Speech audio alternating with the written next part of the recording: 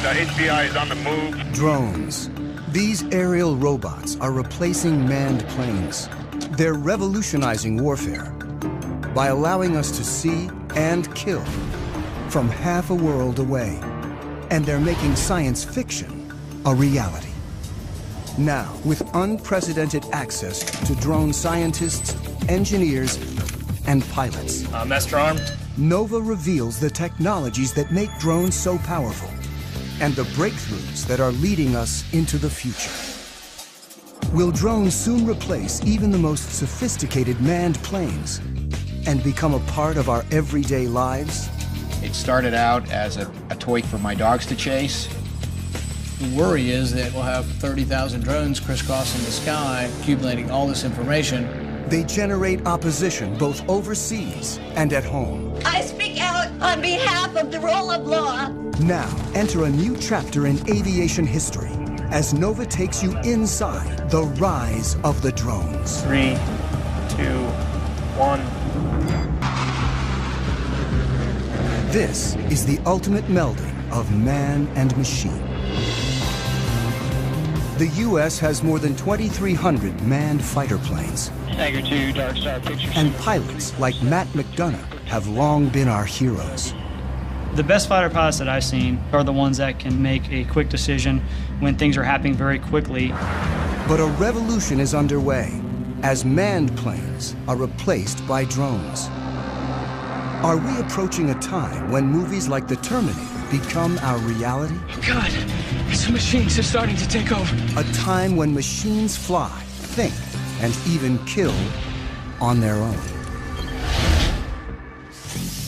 Drones are aerial robots that carry visual sensors, navigation systems, Target acquired. and sometimes even weapons.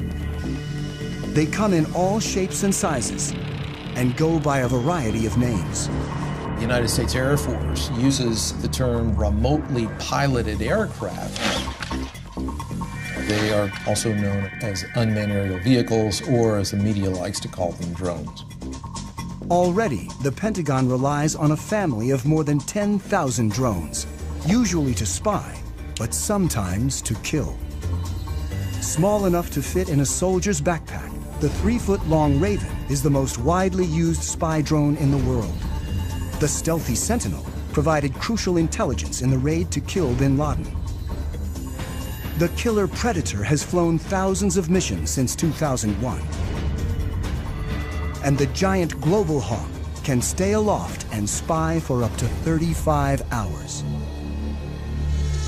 The military uses drones to support troops on the ground. 20 seconds. The CIA maintains a covert drone program to find and target individuals. The government claims drones have helped to eliminate up to 70% of Al-Qaeda's top leadership. They've been so effective, the Air Force predicts nearly a third of its attack and fighter planes will be drones within a decade. Planes can fly longer, they can pull more Gs, they can be more precise when they bomb if a human is not in the cockpit. We're entering a new era when the supremacy of even the most advanced planes is being challenged as engineers take the pilot out of the cockpit. Holloman Air Force Base in southern New Mexico is the largest Air Force training base for operators of remotely piloted aircraft. My name is Chad. I'm a captain in the United States Air Force. For security reasons, we've been asked to cover our last names to prevent us from potentially becoming a target of any kind. Captain Chad has flown remotely piloted aircraft in combat for 3 years, and now teaches pilots to fly the world's most famous killer drone.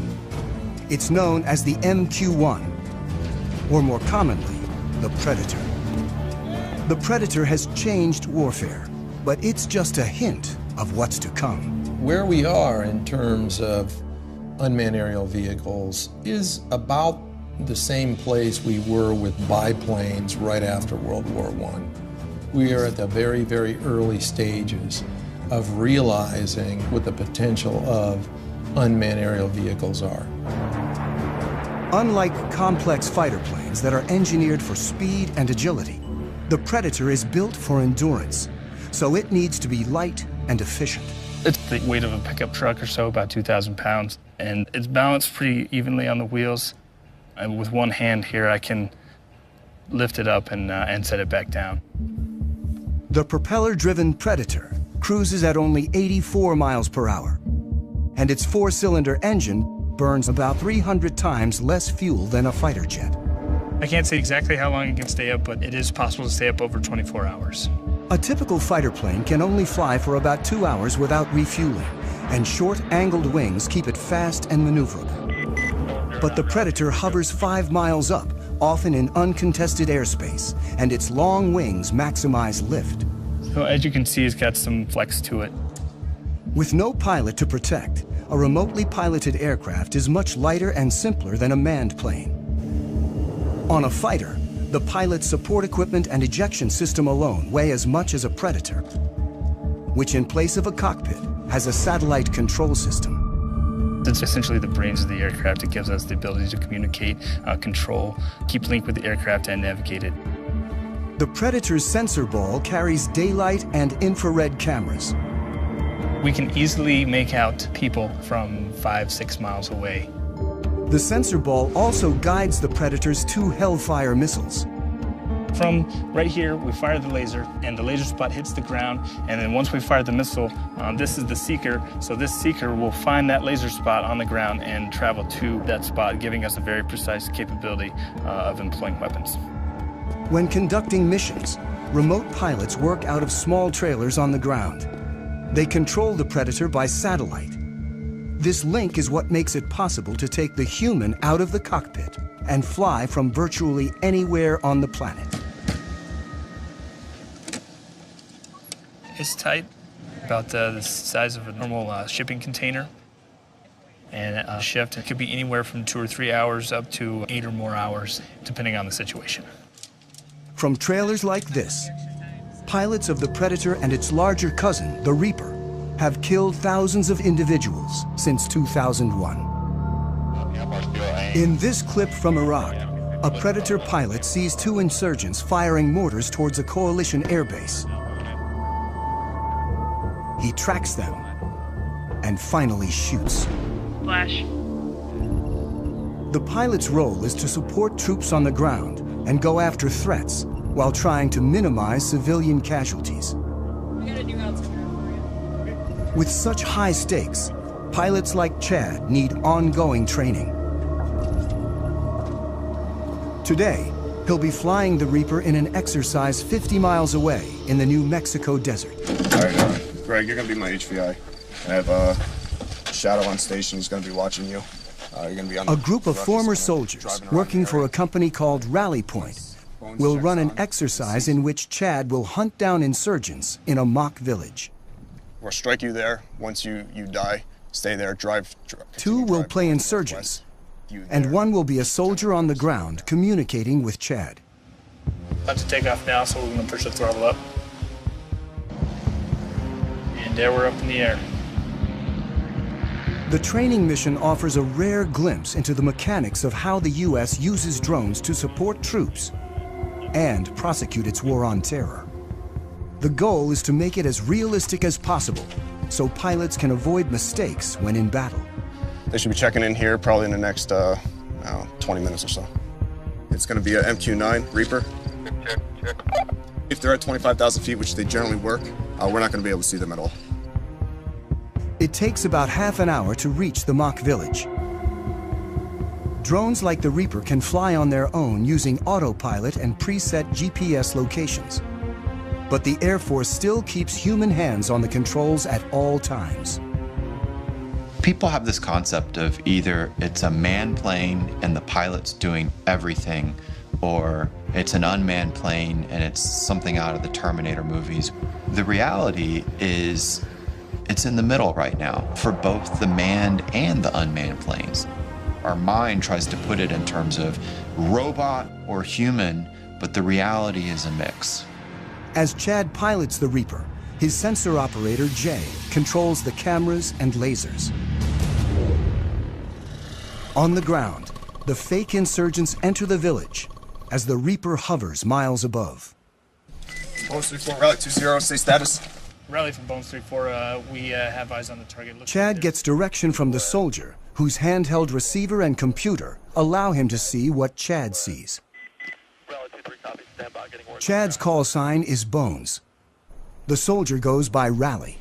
And Rally from Bones, we have 2 packs moving around inside the northwest corner of the compound. Bones 3-4 from Rally 2-0, continued shadow.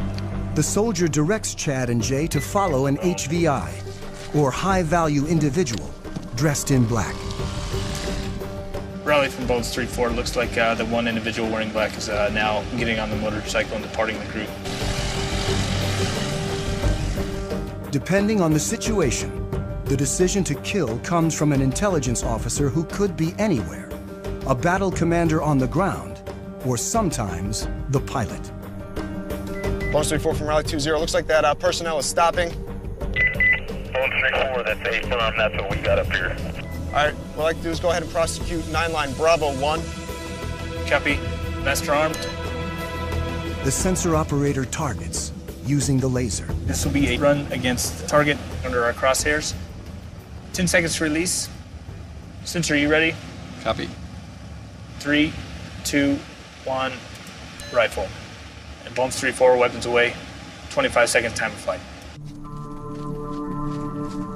The Predator uses laser-guided Hellfire missiles. The weapons that can be used operate with an air distance of less than 9 feet. You can put a weapon through a window-sized opening with ease. 5, 4, 3, 2, 1, splash. Rally to Bones 09, A firm, we have splash, standby for BDA. And Bones Rally looks like good splash. Copy, lasers off, and Master Arm is now safe. The efficiency of having a single craft able to find, follow, and eliminate a target like this in real time represents a revolution in warfare.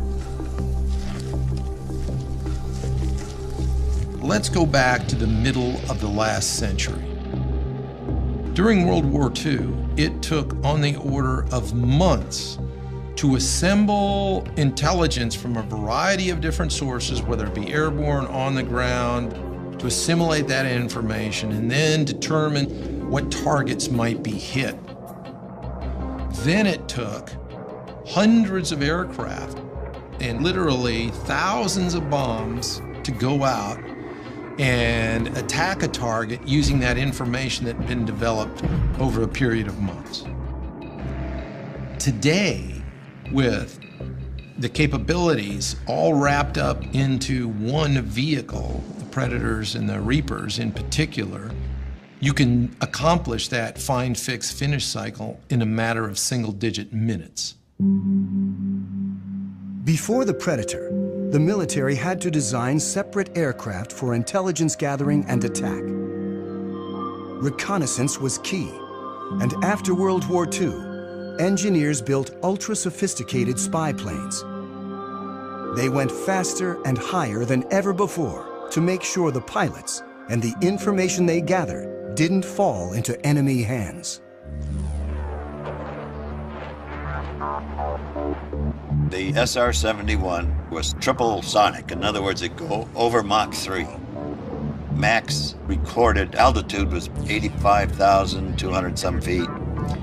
And there are several of us that have gone higher than that. Pilot Tony Bavacqua is one of a select group of men to fly the SR-71, a titanium spy plane built during the height of the Cold War that could take photos of the ground with 12-inch resolution from 90,000 feet. Literally faster than a rifle bullet. Even missiles were too slow to catch it. I was the first person in the SR-71 get shot at, and it was over Hanoi. You got an airplane that's going 2,300 miles an hour, and it's very, very difficult to even come close. They figure that the missile exploded about a mile below me, and we're in and out of there in no time. Thank God. The cost of such speed was that the SR-71 needed to be refueled every 2 hours. But there was a slower alternative called the U-2. Bevacqua is one of only 12 pilots to have flown both operationally. I was very proud of being a U-2 pilot because of what we have done and what we're still doing. It's just a magnificent platform, does excellent reconnaissance. Still widely used today, nearly 60 years after its introduction, pilot endurance limits U-2 flight time to 12 hours. It's pretty demanding on their bodies. They have to wear a special high-altitude suit for it, and then it whites them out for a good couple of days. It fatigues them quite a bit to go that high. Manned spy planes are not only limited by human endurance, they also bring the risk of pilot loss. In 1960, Bevacqua's friend, Francis Gary Powers, was shot down while flying a U-2 over the Soviet Union. It was a propaganda field day for the Russians. Powers' cover story was that he was on a meteorological flight. Frank Powers tried to say it was a weather flight, but there was miles of film. And so it was easy to discern what he was doing. Khrushchev denounced the United States with every epithet in his vocabulary. He summarily rejected all attempts of the West at reconciliation. Powers was imprisoned in Russia for more than 2 years, creating a major international incident and clearly demonstrating the need for unmanned spy planes. It was a development from the pilotless aircraft principle. Guidance was by radio from an accompanying aircraft. After reaching altitude... As early as World War II, once at altitude, airplanes could be controlled by radio signals after the pilot bailed out. But for decades afterwards, before GPS, drones were limited by primitive autopilots and navigation systems. In the 60s and 70s, drones crashed constantly, including the most advanced unmanned aerial vehicle, or UAV, the Aquila drone, that averaged a crash every 20 hours. It was a small propeller drone that would fly over the battlefield and gather information and beam it back to you. The problem is, back in the 70s, the technology wasn't ready yet. It was $1 billion program by the time they got just a couple prototypes. I was frustrated that the U.S. could not make UAVs really work. Abe Karam is the father of the Predator. This is one of 2 small UAVs built in my garage between 1980 and 1983. I was borrowing $18,000 a year from family. That's all we had. Everything was built with the lowest possible technology.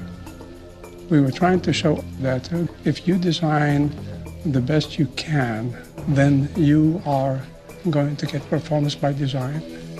On his first prototype, the Albatross, Karam placed the engine and propeller in the rear so they wouldn't interfere with the delicate sensors up front. And the inverted tail is also still visible on its famous descendant. Down-deflected tails are there to protect the prop, so when it tilts back, it's hitting the skids and not hitting the propeller. An ex-fighter jet engineer, today Karam designs and builds planes at his company in California. In the 70s, when he started working on drones, he realized that without a pilot in the seat, a whole new world of design possibilities opened up. Other unmanned aerial vehicles of the time were still too closely modeled on manned aircraft. I said, I don't like what I see. I'm not going to take the engine, and I'm not taking the prop, I'm not taking the landing gear, I'm not taking the computer. Karam believed that efficiency and lightness were the key to creating an affordable, high-endurance UAV. So first, he gave his craft long wings to prioritize lift over speed. When you want to be efficient, you want to be like the soaring birds, very long span wings. The albatross is the best gliding bird, is 20 times more span than the Cord. And my albatross, the UAV Albatross, was close to that. Karam built the Albatross from scratch in his garage. He modified a go-kart engine to burn only 1/10 of a gallon of fuel an hour, and Albatross soon evolved into Amber, a 15-foot-long, 28-foot span UAV with 38-hour endurance.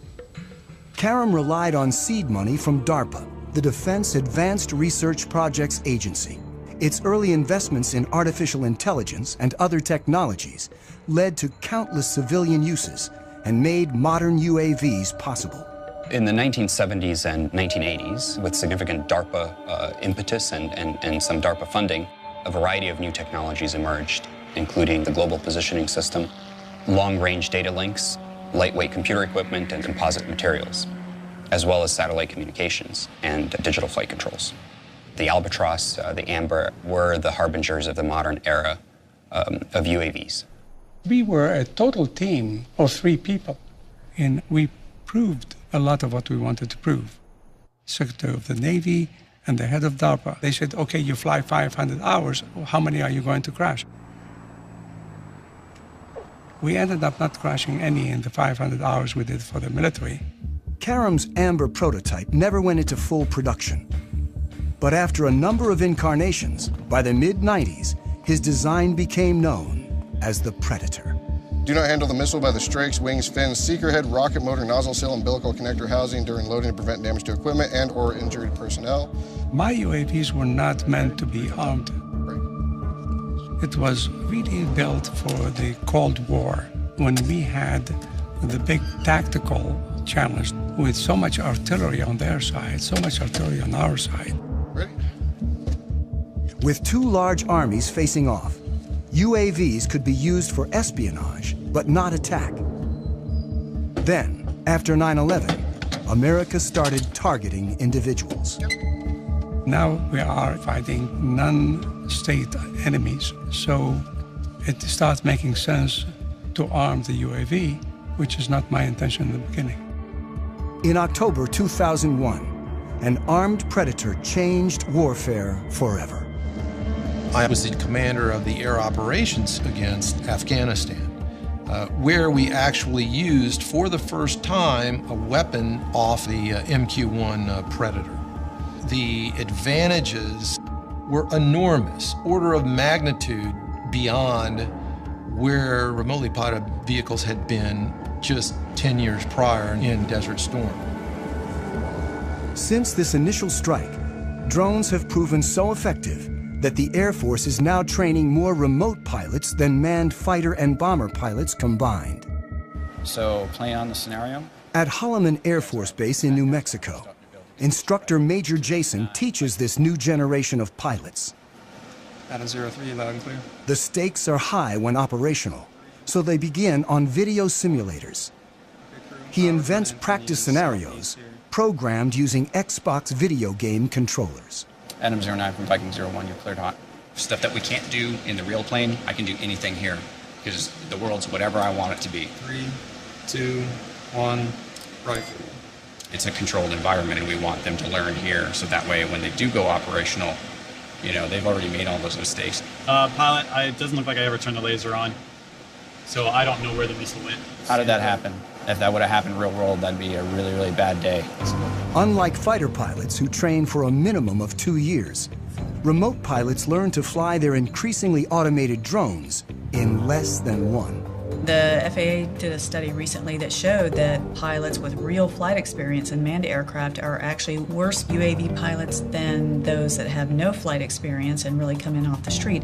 You actually bring in a skill set that you don't need and a set of expectancies that you shouldn't have when you're flying a UAV if you came from a manned aircraft.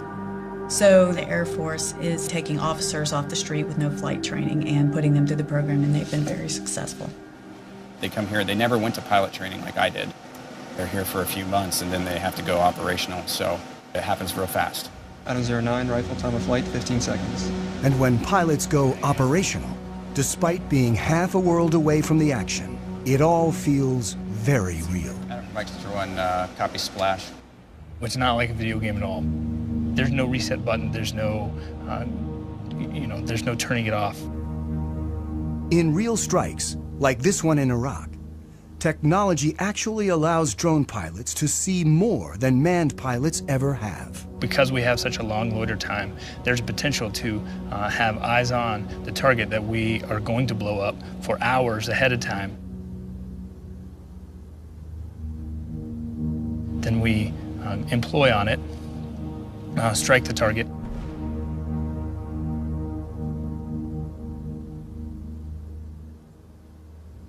And then stick around for another few hours to watch what happens afterwards.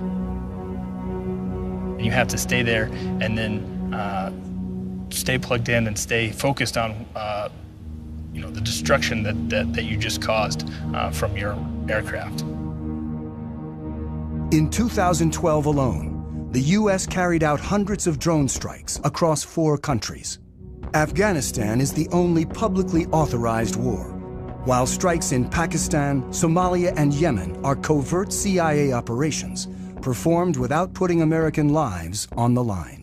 The technology has enabled us to set aside some of the risk factors of sending a pilot in harm's way. So it's meant that we've conducted a lot more strikes that would have been more problematic if we were using manned systems. The U.S. claims drones have decimated al-Qaeda's top leadership while causing limited civilian casualties. But the facts are hard to come by. We know fairly well how many strikes are occurring. What we don't know is the details, who the targets were, whether they were actually eliminated, or whether some other people were killed, because verification is very difficult. There are no fully reliable counts of civilian deaths, but some critics claim that as many as 30% of those killed in the broader drone wars are civilians, and that the strikes turn people against the U.S. and violate international law. After more than 10 years of attacks, the U.S. officially acknowledged its use of drones to target al-Qaeda members in April 2012, when presidential advisor John Brennan gave a speech. The United States government conducts targeted strikes against specific al-Qaeda terrorists, sometimes using remotely piloted aircraft, often referred to publicly as drones. He was met with a strong reaction. Hundreds of innocent people we are killing with our drone strikes in Pakistan and in Yemen and Somalia. They deserve an apology from you, Mr. Brennan. I speak out on behalf of the Constitution, on behalf of the rule of law. I love the rule of law. I love my country. You are making us less safe by killing so many innocent people around the world. Shame on you. Thank you. It's very critical that the U.S. public understand what is happening with the use of this technology, because it is being done in the name of the United States. Drone technology enables America to strike virtually anyone, anywhere with ease, regardless of national boundaries. We've seen this deep controversy that surrounds these strikes in places like Pakistan or Yemen or Somalia, and a whole new series of questions for international law. The fact that you're not flying a human being across a national boundary still makes it an invasion of a country. We've entered an era where we are conducting an array of operations using unmanned systems that in a previous generation we would have called war, and we would have treated like war. When you're conducting more than 300 airstrikes into a country, you're conducting the equivalent of at least an air war campaign, but we don't call it that now. Drones can strike with pinpoint precision, but their visual sensors are limited in ways that lead pilots to make mistakes. As they stand now, the limitations they have with the Predator is not being able for the pilot to look around and see what's going on. When the operator zooms in to see detail, it's like looking through a soda straw, and the pilot loses the broader picture. These individual little small sensor balls could generally see only a very small area on the Earth, even if you're up at 20,000 feet. I can't look out and see that maybe there's something else going on outside and around me. So the crew's grasp of the situation can be limited. And when they zoom in, they sometimes lose sight of key details on the ground. This secret 2010 transcript, obtained by journalists through the Freedom of Information Act, reveals what can go wrong. While supporting forces on the ground, a Predator team mistook a convoy of Afghan civilians, including women and children, for militants. The pilot asks, "Is that a rifle?" The answer is, "Can't really tell." After hours of monitoring, the ground commander calls in a strike. And 23 civilians die, in part because of limitations of the sensors. But engineers are working to create new sensors that can see more in greater detail than ever before. Today, we've developed sensors that can watch with an all-seeing eye and see an area about the size of a small city, all at one time. This is the next generation of surveillance. For the first time, we actually have permission from the government to show the basic capabilities. It is important for the public to know that some of these capabilities exist. Engineer Yanis Antoniadis designed the new sensor, known as Argus.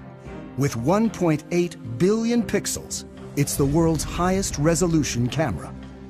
Argus fits inside this pod that attaches to the belly of a UAV. But because much of the work is classified, we can't see the sensor itself. Because we are not allowed to expose some of the pieces that make up the sensors, so you get to look at pretty plastic curtains. Also known as Wide Area Persistent Stare, Argus is the equivalent of having up to 100 predators look at an area the size of a medium-sized city at once. This image was taken 17,500 feet above Quantico, Virginia, and covers 15 square miles.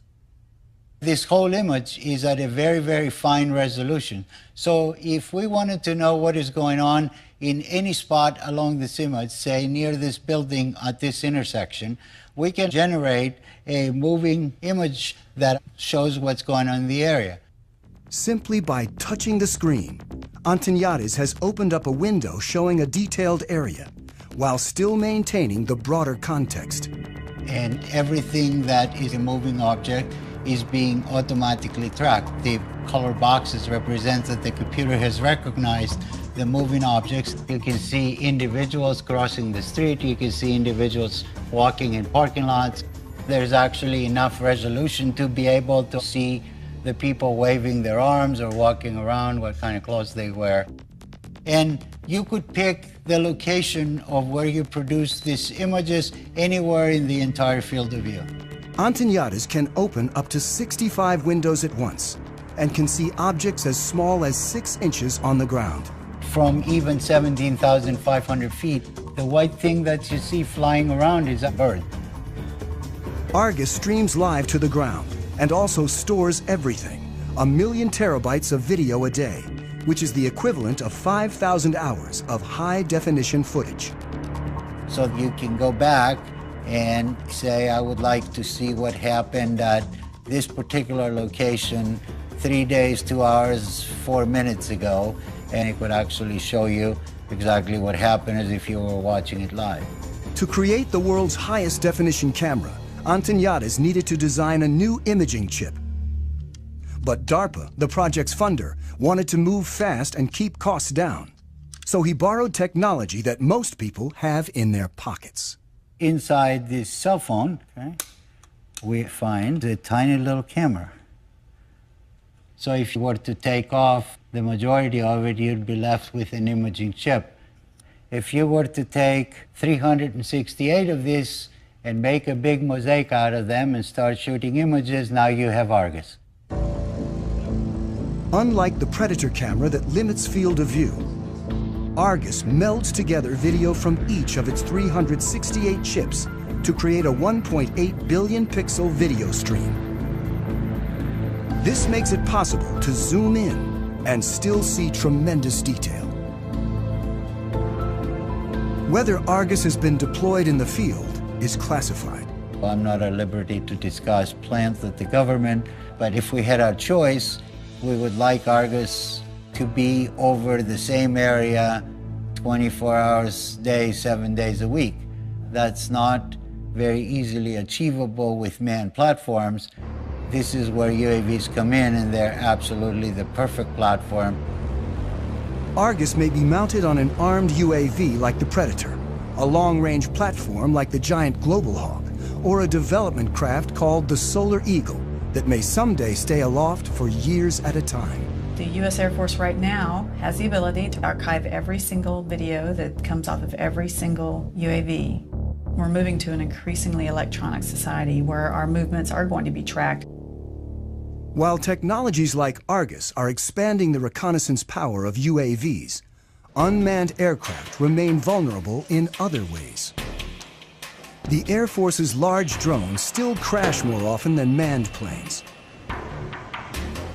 The $100 million Global Hawk is nearly 3 times more likely to crash than the U-2 it was designed to replace.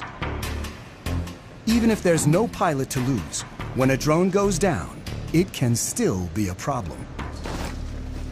It doesn't take a thermonuclear brain surgeon to figure out that if you are operating a highly advanced, technologically capable system, that you'd prefer not for it to fall into adversary hands. In 2011, an American spy drone, the RQ-170 Sentinel, was lost over Iran. There was a problem with the aircraft, and it landed in an area it shouldn't have landed in, and that's about all I'm going to say. The Iranians claim they hacked into the drone's control system and took over the craft. And in theory, it is possible to take over any computerized system. You could never call up Maverick in his F-14 if the movie's, Top Gun, and you say, Maverick, talk to me, Goose. Recode all American jets as Russian jets. Tom Cruise would have, laughed his weird cackle and said, no way, man. With a computer, you can do that. Either jam it or even more so, co-opt its operations.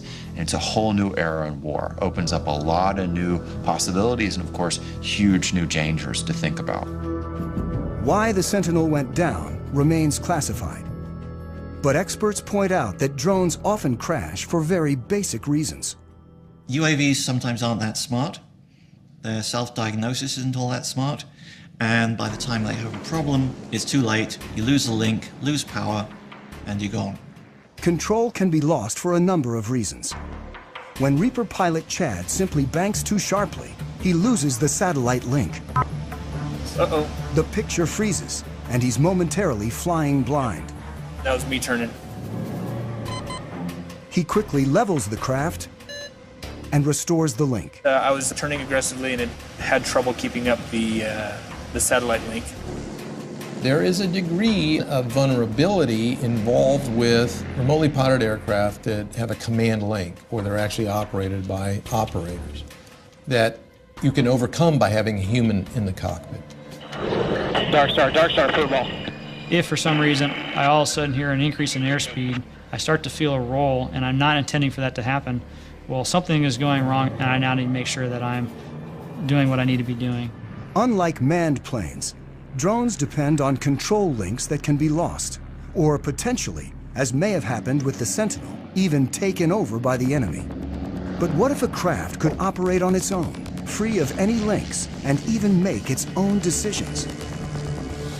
In a lab at the University of Pennsylvania, Vijay Kumar is funded in part by the military to create autonomous drones that don't need external links and, like us, can sense their environment. What you see on this robot are these two chips here, which are essentially rate gyroscopes. These play the same role as the semicircular canals in the human body located near the ears, which essentially tell us orientation.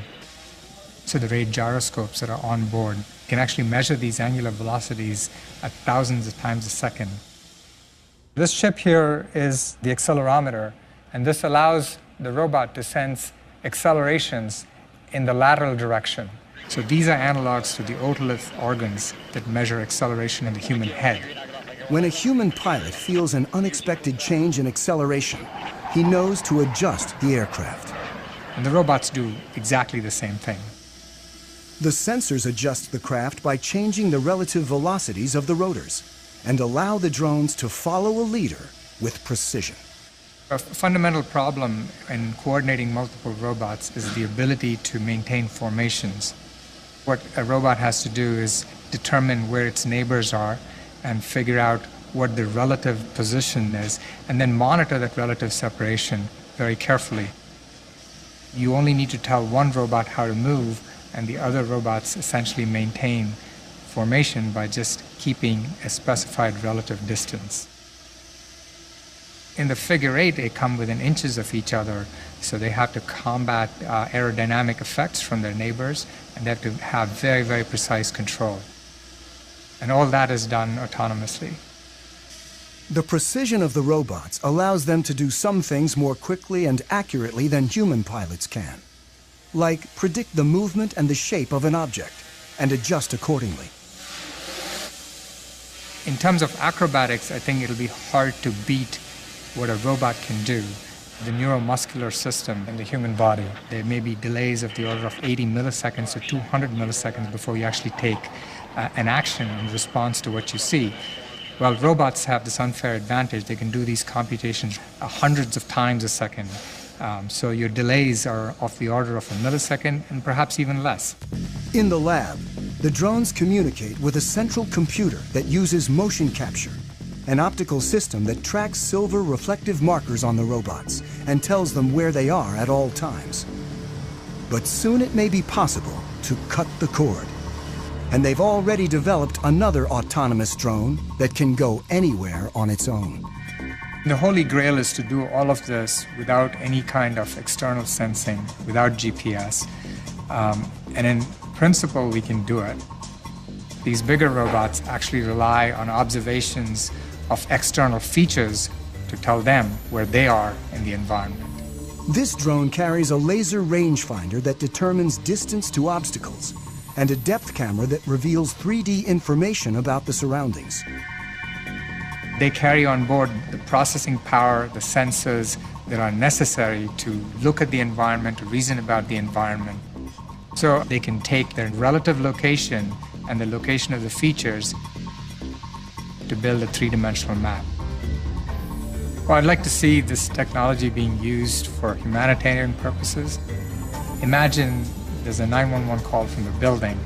I think we'll soon have the technology that enables, let's say, 20 UAVs to just swoop through the building and within a minute find out who's in each room and then communicate that to firefighters who are waiting outside.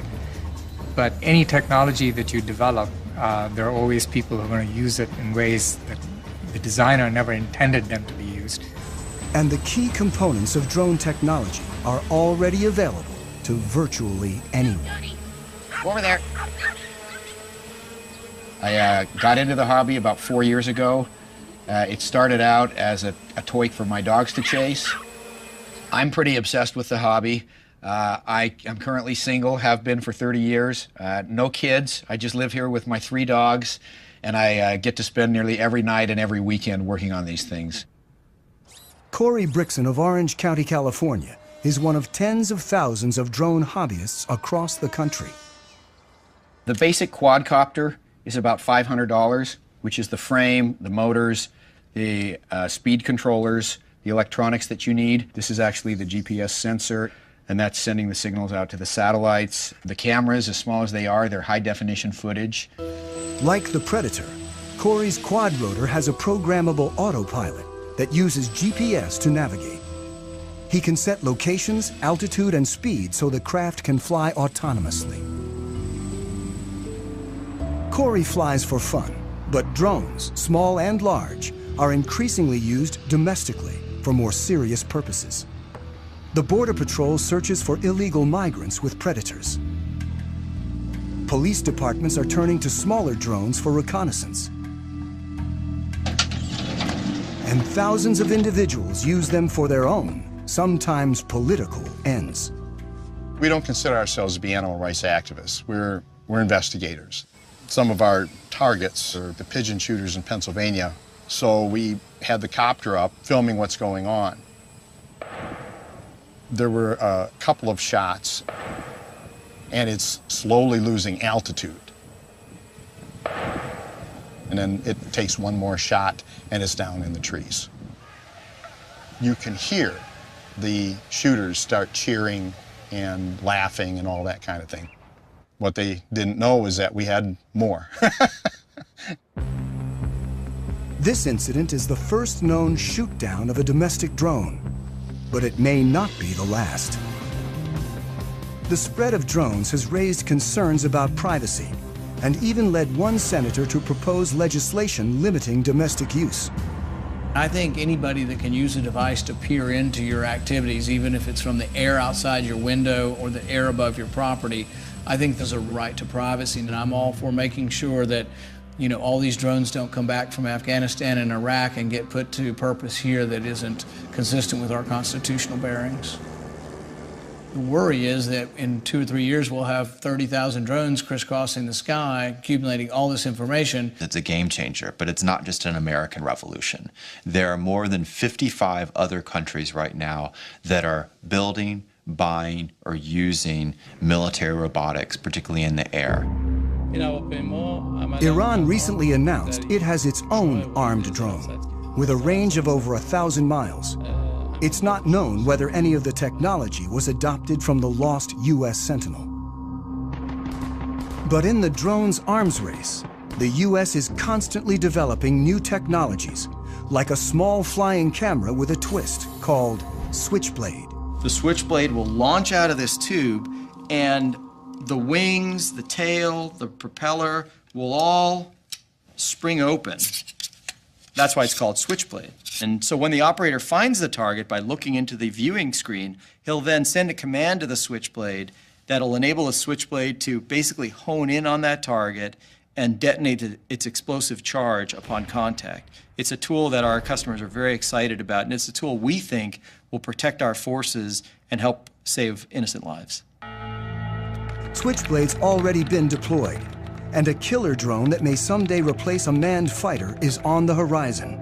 And it's really about a decade ago, some folks got together and they said, what if we want to put unmanned aircraft on an aircraft carrier? How do we do that?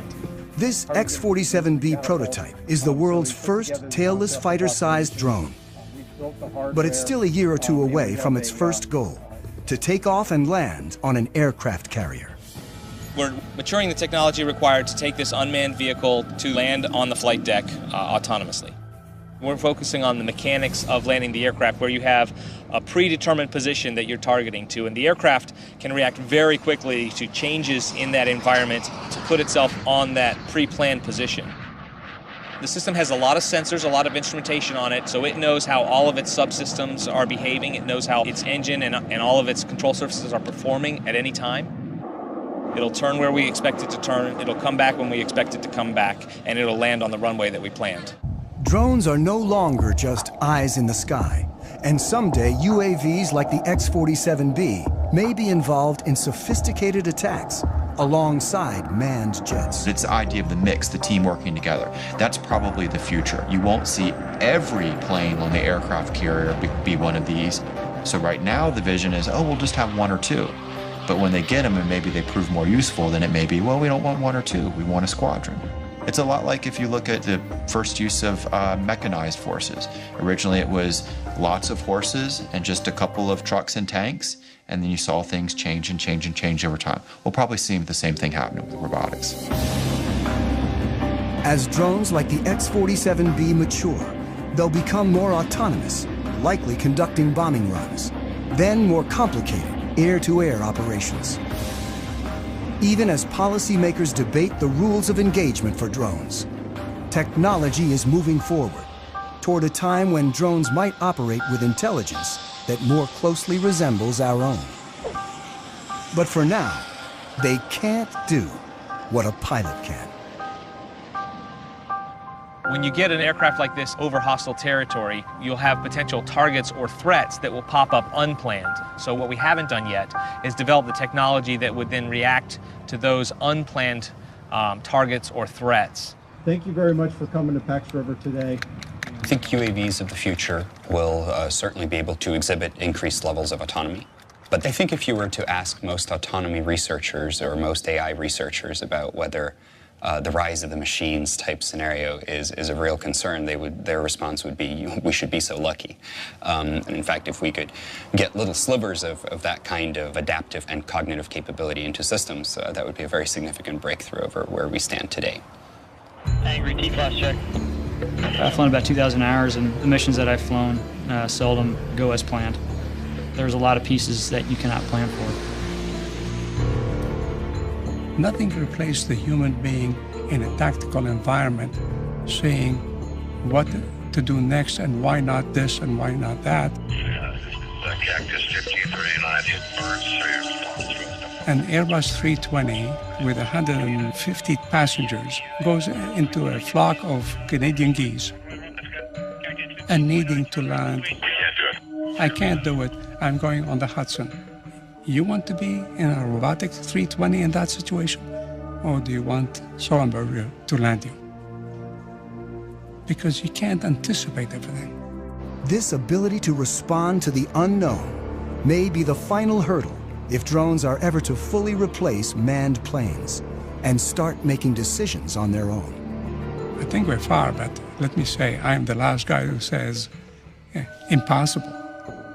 As human ambition drives innovation forward, the only thing that's certain is that the Predator and other drones of today are nothing compared with what's to come. Ultimately, DARPA's mission is the creation and prevention of strategic surprise. So if we are successful, we will all be surprised. Historically, you look at when the Wright brothers first flew in 1903. 100 years later, we were actively flying remotely piloted aircraft. So we're kind of on the ground floor now. There's nowhere to go but up.